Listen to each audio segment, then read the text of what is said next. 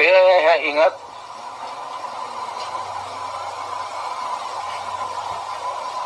So why can't she just explain it, Mayor? Ini-explain na nga iha. Sa document nasa documentary, ano ba?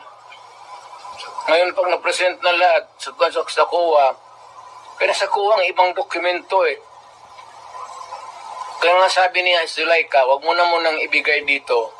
Kumpletuhin mo na yung COA audit namin. But that was the reason that Attorney Zuleika was cited for contempt. That's the reason why.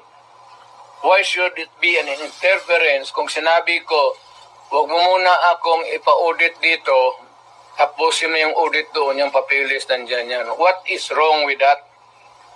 What is contemptible sa